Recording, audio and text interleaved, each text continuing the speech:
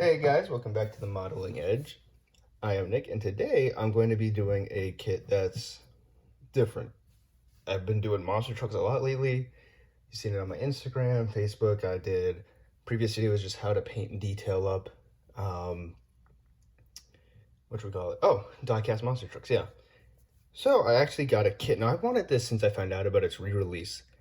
Not because I've been waiting for this kit for a long time, but because before I started doing the die-cast ones, I realized that AMT had made a whole line in the 90s, and so did Rebel and Lindbergh, coming out 2000s of monster trucks. Excuse me. But none of them can be found anywhere today for like less than 50 bucks a kit, which is kind of expensive. So AMT has started re-releasing them, and they've released the Silverado USA-1 as two different kits. First one is, of course, the USA-1, and the second one is a fake Coca-Cola truck. I don't know why AMT has so much Coca-Cola products. I don't know if they have, I know they have the license with them. I don't know if it's an agreement to make more. But if anybody does know, please let me know in the comments, because I've been looking forward to this story the whole time. The reason this is so unique to me is it's going to be my first auto kit. And speaking of Coca-Cola trucks and auto kits, I started this Western White Line, or White Western Star Coca-Cola Semi about a year ago, and could not master it. I started building it out of sequence because I'm used to building scale models that way, like I did with my Hummer. Build the chassis separate, build the interior separate, that kind of thing. However, that did not work for me here, and I was told not to do that by another car modeler, a customer at the store. And so I thought, before I tackle that one, I'm going to do something I really am interested in: monster trucks. So without further ado, and also for those guys who are fans of auto kits, and when I'm going to build this one properly, straight, step one all the way to the final one, and see how it goes. But because I re-released this kit, which is, of course, one of the original from the AMT series, a lot of guys are looking for, hopefully, the other trucks, and I don't remember all the ones that AMT did, so I apologize. But I know one of them was Bigfoot number 4 from the Kramer days in the early 90s. So I am looking forward to that kit as well, and hopefully we'll get a re-release of that in the future. But for now, we got USA-1, first national champion. Of course, Bigfoot went on to win 55 of those, world record, but whatever. Got your standard chrome trees, and from what I've seen, well, they're not undergated, which I don't like, and taking them apart is going to be really annoying. Or not taking them apart, but actually taking off the electroplating. This is something I get in Gundam a lot when people ask. If you're a scale modeler or a Gundam builder or anything like that, the process works the exact same way when they do a metallic color version. And why is that so hard to paint and so important that it's undergated? Because there's no paint that matches it. And that is because this is what the sprue looks like. Naturally, that is just plastic, and if you can see it, if I can get my camera to focus, this is actually a metal film coating that is electroplated onto the plastic itself. So this isn't metal paint, and that's why touching it up is almost impossible. It is an actual metallic coating, and that's why it is so annoying when you start getting part trees like this that aren't undergated, because fixing it up, you just can't do it. But from what I've seen on this truck, most of these points are hidden, so it's not a problem, and the chrome is nice. Got the engine, the headers, got the light bar in the back, and the bumpers. The bonus for this kit were these one new Chevy, well, it's not new, but they did make it special for this kit when it first came out. Chevy grill, these custom rims for the monster truck, USA-1. You got the shifter done in chrome. They're the mirrors already done in chrome, so I won't be painting those at all, because I like them. And then, of course, the light switch. To paint the lights, you can either paint them silver, so that way the chrome stands out and it looks like a light, or what I'm going to do is fill it with clear plastic. And then, last but not least, on the chrome trees are the actual tires. So they do come molded in original white, and there's the shocks right there. But you have the option of making the entire tire chrome, has a second set of rims on the inside. So it's really up to you. You can either use these and glue the new USA-1 rims to it, or you can use the originals. Entirely up to you. I don't know which one I'm going to use yet, but I'm kind of leaning towards the ones made for this kit. Second, we have the Silverado body. Now, none of this is connected. It's all loose in the bag here. But you do get the chassis all the way down the back, the bed and the cab all put together in its own bag, which is really nice. Not something I expected AMT to do, especially with the age of this kit. So, very cool. Nicely detailed in there. Got our sprue of clear parts, all the lights. Yeah, let me take these out too, now that I'm thinking about it. Now, something I noticed from my White Star kit is AMT really does just go hard with, oops, lost the light, they're different colored lights. So we have the red ones here, and then just all clear, which is a little bit less than what I'm used to seeing personally, but makes sense as it's a monster truck. It doesn't have very many lights to begin with. But here is all molded in one piece. Rear window, windshield, then each of those lights, and these are the headlights right here. And you can tell, I don't know if it'll pick it up, but they're actually molded with the little lines of the headlights on there, and these are just perfectly clear. So those parts. And then the rest is pretty standard fare. You have the engine right here, got the block, the belt, fan, radiator, of the interior firewall on the engine. Got some nice raised details there. And the seats are pretty standard with the proper dash setup from the 80 Chevys. And then last but not least, you have the option, and this is the option I might go with, and I'm very happy they added it in the kit, to do the roll bars and all that with the old style of round lights instead of square, and they didn't chrome plate them.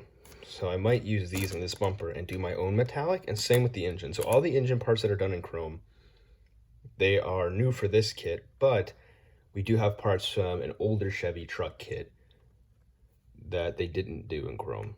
So I might end up just chroming those myself and not having to deal with the other stuff, but we'll see. Unfortunately for the grill and everything, like I said, that was made for this particular truck, and so I will have to use those parts. And then you have the actual differentials here. And the cage on the bumper, which I don't think you'll use. I think that's from the crawler version of this truck. And then the big leaf springs. But to top it all off, my favorite part of this kit are these massive monster truck wheels. Just using a standard chevron pattern, the 80s, and then the piece de resistance, if I have enough room to open it, is going to be the actual decals themselves.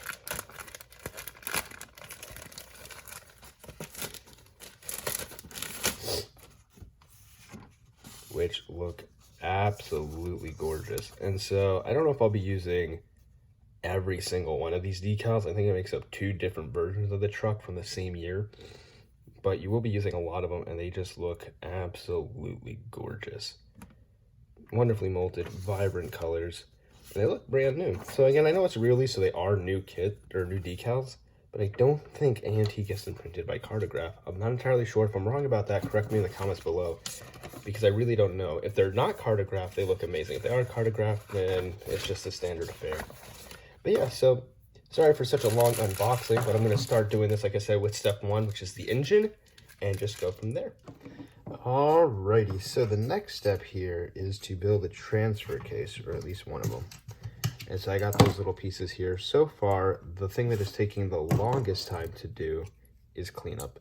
These kits have not been updated since they were first used, and AMT is notorious for having kind of a messy molding process, and so everything's kind of all over the place.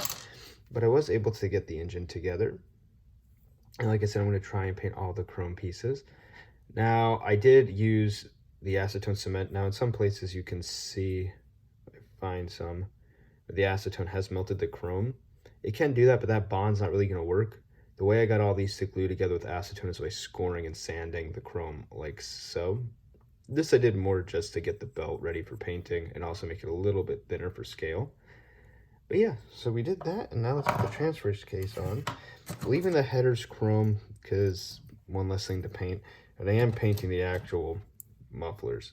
They're gonna look a little wonky, but I'm gonna heat stress them and stuff and try and make it. I'm gonna fudge it a little bit and try to make it work. But yeah, for right now, cleaning up is hard. And this is what I can only assume is an everyday thing for car modelers. And so I now feel very spoiled by armored kits. Because the only time you do this much cleanup on an armored kit, and I mean, it's the same way with planes. So I've done a lot of planes lately, so I guess, you know, this is my everyday too.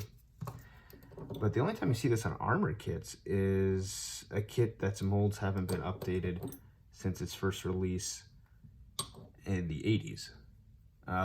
Even by the 1990s, a lot of armor companies were following Dragon's method, or Tamiya's new method, and were just really, really crisp right out of the box. So I have to say, I hand it off to the car guys because this is new to me for sure. I have not had to do this much cleanup work on a kit in a while. Not since, God, I don't remember, an Airfix kit. Yeah, my Airfix Gloucester, or not Gloucester Javelin, I'm sorry, the Blackbird Buccaneer. And Airfix is another old company like AMT who doesn't update their molds, so that's why. But yeah, or molding process, I should say. So just get the transfer case in. I will say another thing, even though AMT has done a really great job with the locating pins, it is super hard to know for sure if I'm putting things in the right place. And I really, really don't want to find out at the very end of it that I had somehow done it wrong. So let's, I guess we'll have to find out. This brace goes here. And the reason I say that is because for the most part on armored kits that do have a lot of flash or aircraft kits, the tell is always flash is going to have a little looser mold line to it. It's going to look all crazy and it's going to be lighter. So if you put it up to your work lamp, you'll see light shine through it perfectly and you won't see light shine through plastic as much. However, on the AMT kit, I am finding that there's a lot of areas of flash where it'll lead into a really thick, almost defined piece of plastic, and it goes for the entire length of the piece. So I really don't know how much of flash I've removed that was actually flash and how much I removed that was supposed to be there. And so super nervous. And after we do this, next step is to attach the engine. You're gonna attach it like so, and that brace is there to catch the beginning of your drivetrain, which will go into the transfer case, and you got the rest of the drivetrain. But I'm gonna paint this up and then build this and paint this all up separately. Alrighty, so just a quick update before I start painting. This is the whole kit, pretty much. There's a few things I still gotta do. Obviously, all the glass parts, the light bar, which I'm gonna have to paint.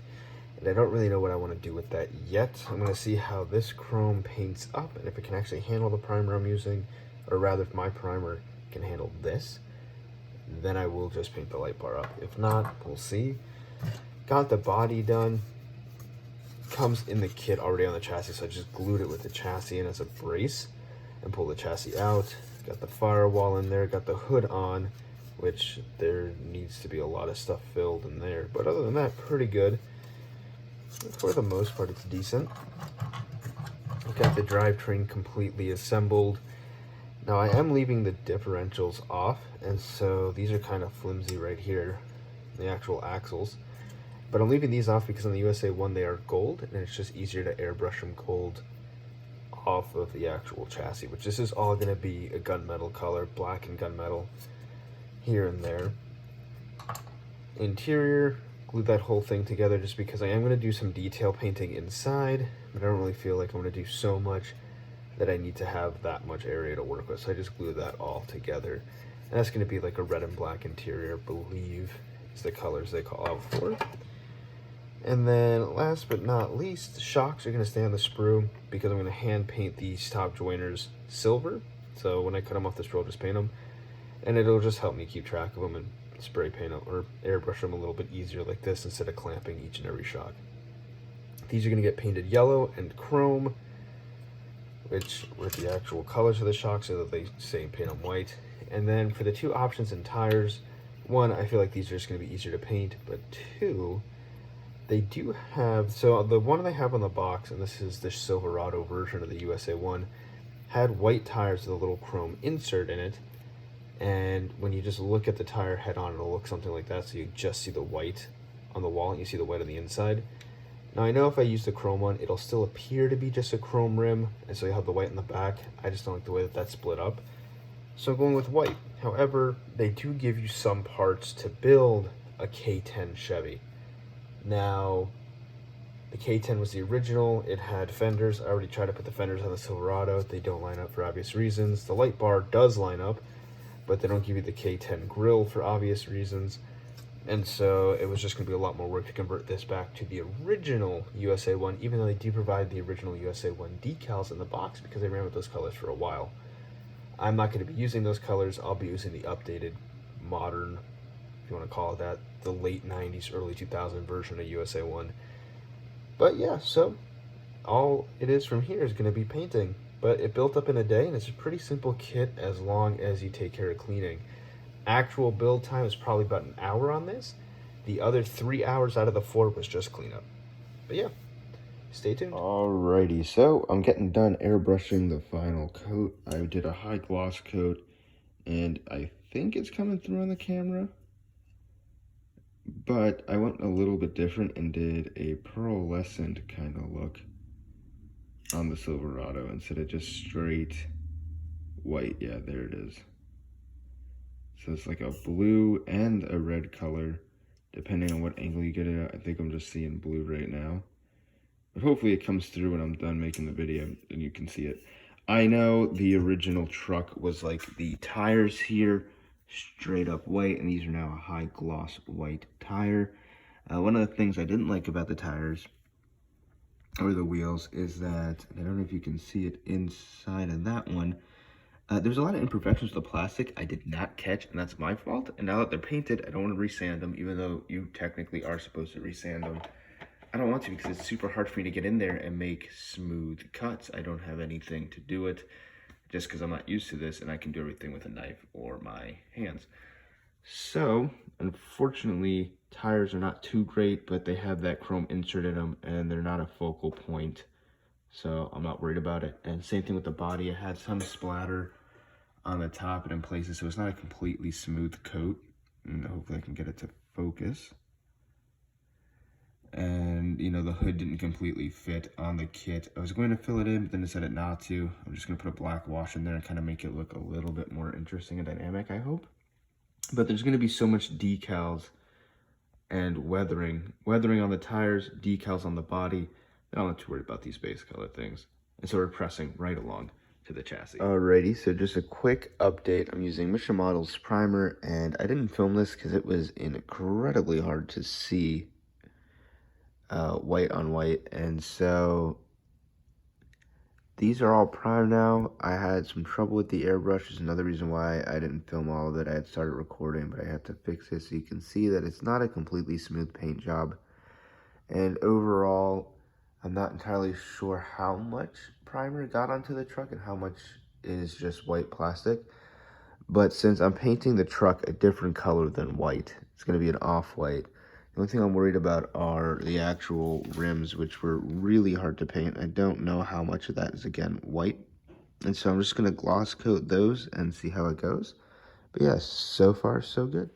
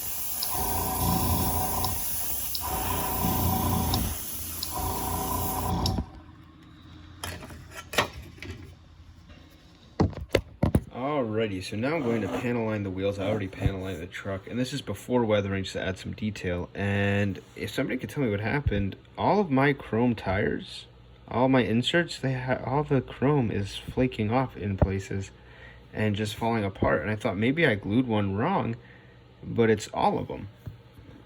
So trying to figure out what that was about, but I will be weathering the tires, so it's not that big of a deal. I just wanted to show this off just because it came to my attention that besides Gundam guys, not a lot of people know how to use this, but this is just an enamel wash, pretty thin, from Tamiya, and it's super easy, and I use it on scale models all the time. This is basically how I do it, and all the stuff I'm about to panel line does not have panel lines, so you don't need panel lines, they're not required. But all I'm going to do is just touch a spot, and you'll see capillary action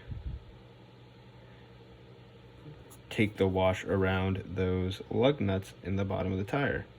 Now, if I was to clean this up or make a mistake, I would just use enamel thinner or even oil paint thinner, mineral spirits, alcohol.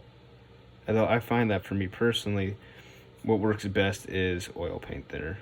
But you can use whatever you like. So you don't need a panel line, and it's super thin. Once it dries, it's going to dilute even more, which you can always apply more just to get a little bit more rich contrast, but that's it. And now it just adds a little bit of shadow, and that's what I'm going to do on these rims. Again, something that doesn't really have a panel line, just putting it down onto the edge to create a false shadow.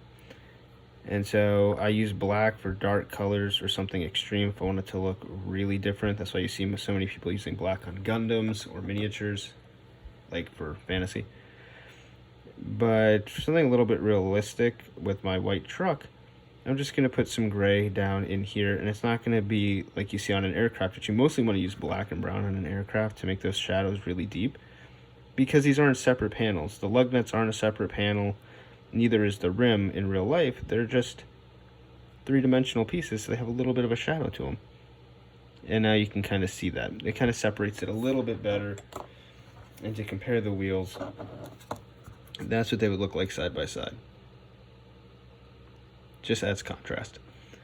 But yeah, that's how you panel it. Alrighty, so now I'm going to decal the body, and I haven't finished everything on it. I did get the grill done. I painted the Chevy symbol, and I also painted the sides with Silverado up here and the 1500 down here, and did some panel lining that didn't come out as good as I hoped. But the kit actually provides all these. So in the original kit, didn't have instrument panels, didn't have those, didn't have the license plates, the 1500s. It did have license plate, but what I'm saying is it had these two. They added some more, and they didn't have the second Bigfoot scheme from the 90s, which I think is this scheme here. Now, I want to do this side panel because I just love how big it is, and it's just huge, which is the 90s version. But I love the hood decal from that version. And so I'm going to actually mix and match my USA-1s here, and hopefully nobody will find out and sue me, but we'll see. Now, I don't know how these decals are going to work because they are by round 2. They do their own printing. I didn't know that at first. But still, I'm just going to treat them the same way. I'm just going to soak them in water for a little bit. And when that's done, we'll take them out and try and position them. I haven't brought any decal solution with me just because I have no idea if it'll melt the decals or not, because I've never used these before. And this is the test one. And if that works, then we're all good to go. Now I will say on here, they also listed decals or turn signals. It doesn't look like it, but, and again, just like with the chrome tires, if anybody can tell me why, I painted Tamiya clear on the turn lights to get the amber look, and it just congealed into a yellow paste. It was no longer transparent, like the pigment actually congealed. Didn't expect that, didn't know why that was. And I've never seen it happen before. So, like I said, I'm still very new to car kits. Alrighty, so that actually was relatively painless.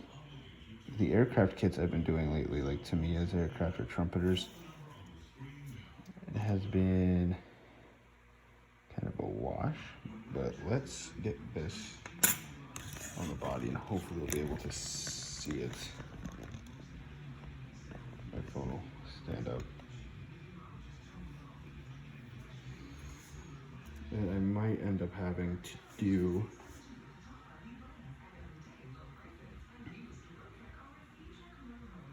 a decal setting solution because this decal is very, very large.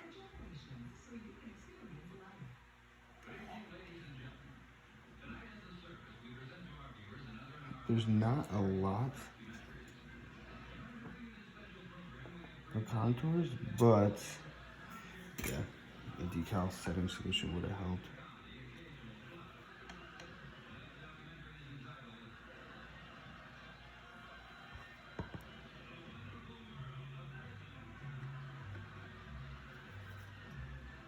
Trying to get it to slide into this already stuck to the hood.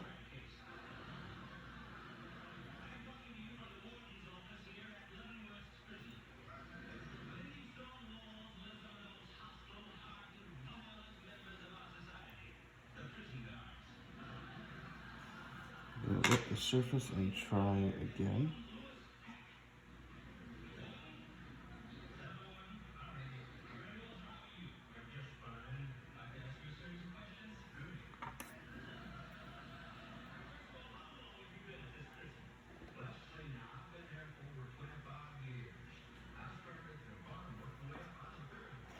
So for whatever reason, the decal doesn't want to move at all.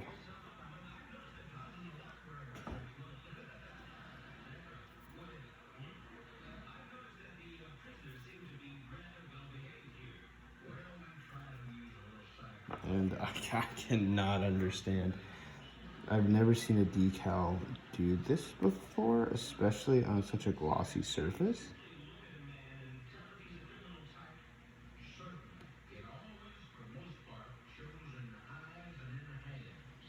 Okay. So part of the problem I'm having is I'm not lining it up quite right.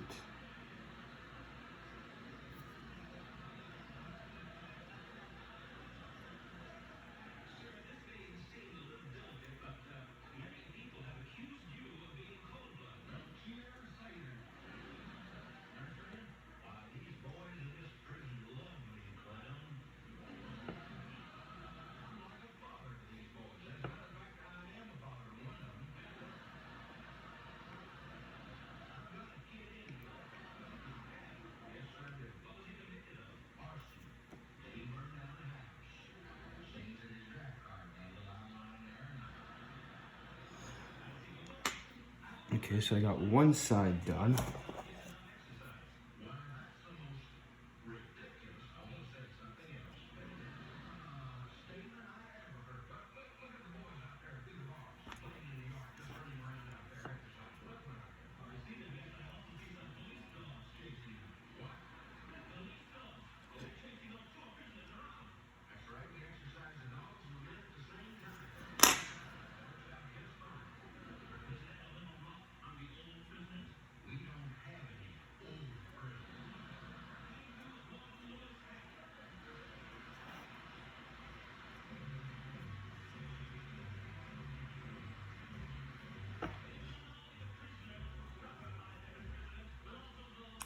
I gotta say this for the round 2 decal. So that was excruciatingly hard. It's laid down perfectly and it looks off center to me, but according to the instructions, oops, wrong way. The S and the A are supposed to make up that block position. So they're supposed to be exactly there and it lines up with the edge there perfectly. I don't know if that's just round 2 or if it really is supposed to be like that, but the decals do go down once you get them into position, of course, beautifully. They tack on and into the contours, absolutely gorgeous. So just trying to get some air bubbles out to make sure that they do sit nicely. A little one there. And other than that, that is one decal. And judging by how hard that was to do, I am not looking forward to now doing the giant side panels, but I'll do the rest of the decals and show you what it looks like when I'm done. Alrighty, so I am done with the decals, and I will say I learned some things. One, I love how that iridescence comes through the decals, but two, round two decals, where you stick them is where they stay like a sticker. So super cool. They conform to lines almost instantly, so they do look painted on, and they are super nice. The problem is I like to move my decals around. That's how you get some little fudge ones. Like, that's not perfectly straight there. Neither is that one. But other than that, it looks great. Only problem is they only provide you with one guide. And so I terribly misaligned this side, which causes the decal to end about an inch short. And I try to move the cross up a little bit further to kind of fudge that. I mean, it's in almost the same exact place as this one, but it is moved up. Basically, I moved all the decals on this side down by an inch just to try and cover that up.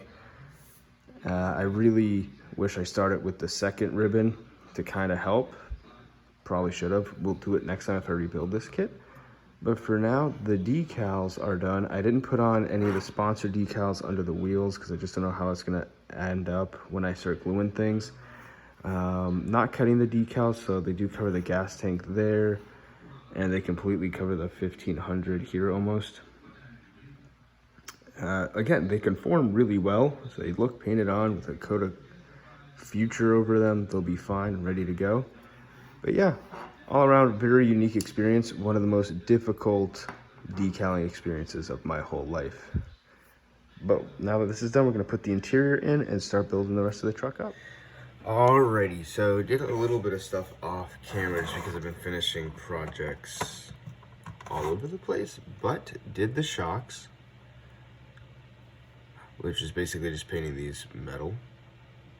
And if you see, they catch the light. And then I painted the entire interior of the truck. So hopefully that's coming up.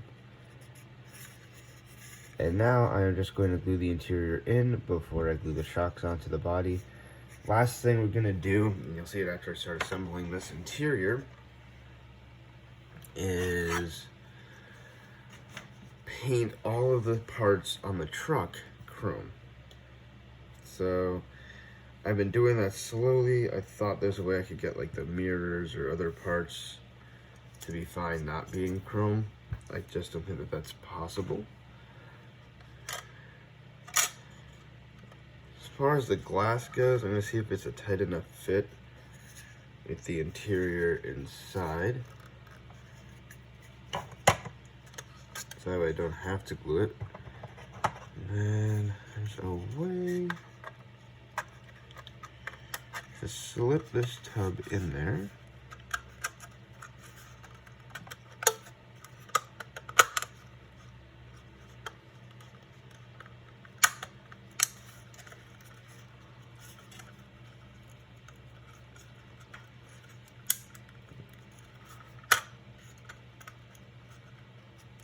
There's some tabs. So I've lined it up with 2 sets of tabs so far, but I can't seem to get the third tab set in there right. It's got to go all the way up there. So I don't know if you can see that, but now I'm in a bit of a jam.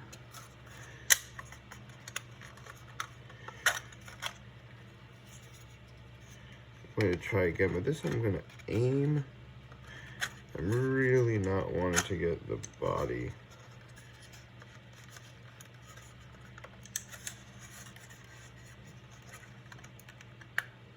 Pink. Okay, there's one tab. Gone. Trying to locate the other tab. Yep, snapping the whole thing apart here. Tab is down. This top tab's not even in place, so I don't know why we have it. And this is the part of the build where I say, yeah. when it's fully painted like this, friction fit locating stuff is a terrible way to go. And I don't know why AMT did it. It's because you're gonna get paint everywhere, scraping it up. And this top part is too warped. You can see all the paint on the glass there. Some roughage on the body, but there is the interior of the glass. And then these back parts here, I just painted them black by hand. No windows on the side, so you can't see everything in there. I didn't put a wash on the gauges or anything. I didn't know there was a decal for them. I could have put the decal on it. I elected not to. It's personal preference. And then just slowly realigning this up. And then it'll all fit once the truck is on the body. But now we got the interior in place, which is always nice. Hey guys, so finally done. It's been a long time making this video. I know I haven't made a lot of content in a while, so had a lot of bumps along the road with this project. And I'm sorry to my automotive guys, but I don't think I'll ever be building another car kit. At least not from AMT. I mean, this thing did not go together almost at all. You can see this is like crazy angles down here. Because there's really no way to mount it. Oop, move that way out of focus. No way to mount any of these parts on the back. This engine's just kind of held in place barely by some super glue. Same thing with this light bar. So the lights are kind of canted on top. Supposed to be side view mirrors here. I have them. They are so terribly warped, and I wish I had given them more of a look over before I painted them. That they have this one edge right down here. This flat edge doesn't go anywhere near the truck unless you bend all these out, which I suppose I could go back to and repaint. Also, there's no way to attach the headers to anywhere inside the truck. I couldn't mount these at all to save my life. They're supposed to go somewhere in here, but everything underneath here blocks them without mounting them directly to the truck. And the reason I want to do that is because you can see up in there, see the full engine, so just have them like glued like this would look ridiculous. And so those parts were left off, but other than that, all the chrome parts on the truck out here I painted, keeping only the grille chrome, and then some of the parts on the inside. Obviously the tires are still chrome. Everything else on USA-1 has been painted. There's some fit issues. I mean, this thing just didn't go together at all. You can see it kind of levitating there. So I don't really know what went wrong with this truck. It required so much more prep time, I think, than I gave it. And I spent about 8 hours prepping this truck, which is ridiculous compared to like a modern armor aircraft kit. And it still came out pretty janky. But here's the positives. Love the look. Like, I'm finally getting the other side of what car guys say, which is like, you finish a kit and it just looks awesome. This thing still feels like a monster truck to me, and I love the way it looks. I love how the body came out. I absolutely love the decals, the paint job. I love how the tires look, the suspension. I love how the shocks and the differentials came out within that gold. Just looks really, really good. So all the way around on par, I'm actually really excited with how this truck ended up looking. Even though it's missing half of its parts and everything kind of looks like sideways. But a really fun kit. If I build it again, I'm gonna take a lot more time on just making sure the parts fit before I paint anything. But yeah, thanks for watching. It's been difficult, but now this is gonna go on my case with my other monster trucks, and it's cool. Also, if you've been following me on Instagram, you'll know that I've been doing a lot more in the RC world as of late instead of scale modeling. I am working on a couple of different Warhammer stuff still, and I'll put those videos out. But I build scale RC monster trucks now. They're pretty cool. Fun fact for anybody in the RC world who's watching this, or anybody who's just a modeler who wants to get into RC, this body, its wheelbase, is from here to here will fit perfectly on the Axial SCX24 or the Team Associated Enduro 24 scale crawlers.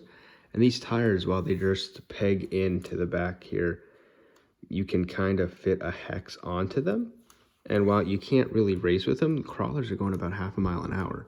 So if you wanted to, you can grab just this body, the tires, the top of those headers straight onto an RC truck, which I might do a video of in the future, and this thing will be moving.